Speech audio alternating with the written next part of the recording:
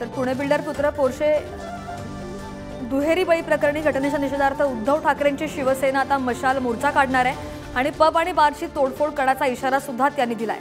Yerwada police ठाण्यावर हा मोर्चा काढण्यात येणार आहे आणि याच संदर्भात शिवसेना उबाठा शहराध्यक्ष यांच्याशी संवाद साधले आमचे प्रतिनिधी सचिन चपळगावकर यांनी। बाळासाहेब ठाकरे गटाचे संजय मोरेजी शहराध्यक्ष आहेत, त्यांनी मशाल मोर्चा काढण्याचं ठरवलेलं आहे व त्याचबरोबर या संपूर्ण प्रकरणावर त्यांची काय भूमिका आहे आपण त्यांच्याकडून जाणून घेऊ। काय सांगाल, एकंदरीत जर बघितलं तर तुम्ही मशाल मोर्चाचं आयोजन केलं, काय त्यामागची भूमिका आहे?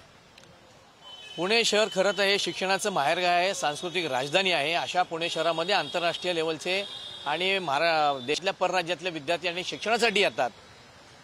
धनदांडग्यांची मुलं या ठिकाणी शिक्षण घेतात, घेऊ द्यात, त्याबद्दल दुमत नाही, कारण पुणे हे आमचं काय, पुण्यात इथं काय होणं।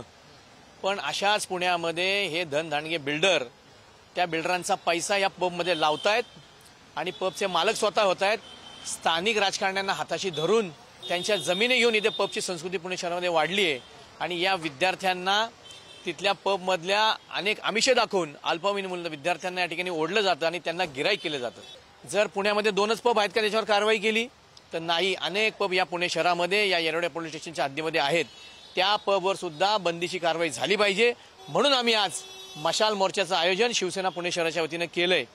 या मशाल मोर्चाच्या आयोजनानंतर सुद्धा जर कारवाई झाली नाही आणि अल्पवयीन विद्यार्थ्यांना त्या ठिकाणी प्रवेश दिला तर पूर्वीप्रमाणे पुन्हा एकदा आम्ही पब तोडफोड आंदोलन शिवसेनेच्या माध्यमातून करू। आमच्यावर किती केसेस होते त्याला आम्ही डगमगत नाही, पण पुणेकरांच्या सर्वसामान्य माणसांच्या मुलावर जे संस्कार या ठिकाणी पद संस्कृतीच्या माध्यमातून होत आहेत ते थांबले गेले पाहिजेत, अशी आमची या ठिकाणी मागणी आहे। त्याचबरोबर अजून एका आमदाराच्याच मुलाची रॅगिंग झाल्याचं प्रकरण समोर येतं आणि त्यामध्ये सुद्धा त्याला शाळा बदलावी लागते आमदाराच्या मुलाला। इतकी ही जर बिल्डरची लॉबी जर स्ट्रॉंग असेल तर यावर काय कारवाई झाली पाहिजे सांगा। स्थानिक राजकारण्यांनी आपल्या जमिनी या पब मालकांना देणं सर्वप्रथम बंद केलं पाहिजे। अशा राजकारण्यांनी आपल्या जमिनी देऊ नये। काल तुम्ही आता जो उल्लेख केला की स्थानिक आमदार या ठिकाणी आरोपीला वाचवायला जातो, दुसरा आणखीन एक या ठिकाणी मी सांगू इच्छितो की ज्या दादांचा पालकमंत्र्यांचा पक्षाचा एक आमदार जातो आणि एक पक्षाचा शहराचा पदाधिकारी आयुक्तांना भेटून याच्यावर कारवाई करा असं म्हणतो, मग खरी भूमिका या राष्ट्रवादी काँग्रेसची काय आहे हे पालकमंत्र्यांनी जाहीर करणं या ठिकाणी कर्मप्राप्त वाटतं। सचिन चपळगावकर, पुणे।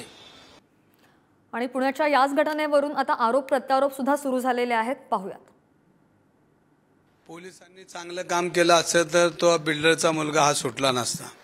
जे 2 तरुण हे नाग बळी गेले, ह्यांच्या उत्मात आणि दारू आणि पैसा ह्याच्या जोरावर त्यांना लाल कार्पेट टाकून पोलिसांनी घरी पिझ्झा पार्टी करून पाठवलं। कोर्टाने निबंध लिहायला लावला। अरे काय चाललंय, निबंध लिहितात, कोण धडे लिहितात, अरे यातली कुठे सजा असते का?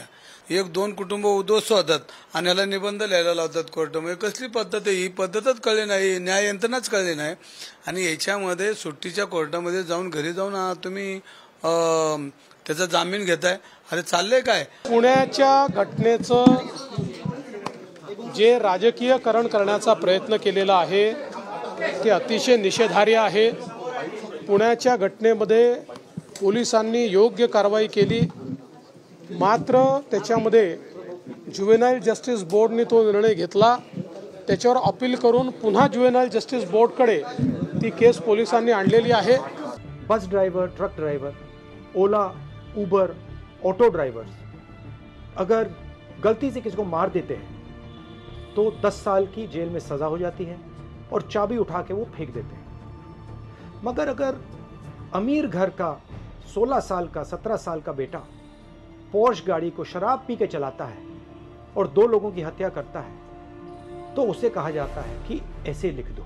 ऐसे ट्रक ड्राइवर से, बस ड्राइवर से क्यों नहीं लिखाते? उबर ड्राइवर, ऑटो ड्राइवर से क्यों नहीं लिखाते? जे राजकीयकरण करण्याचा प्रयत्न केलेला आहे ते अतिशय निषेधार्ह आहे।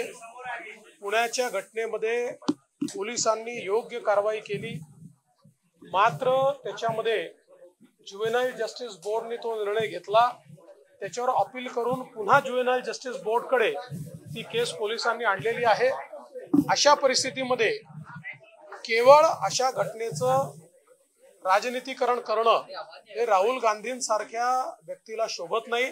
प्रत्येक गोष्टीला मतांच्या चष्म्यातनं पाहणं आणि प्रत्येक गोष्टीत राजकारण आणणं हे काही योग्य नाहीये।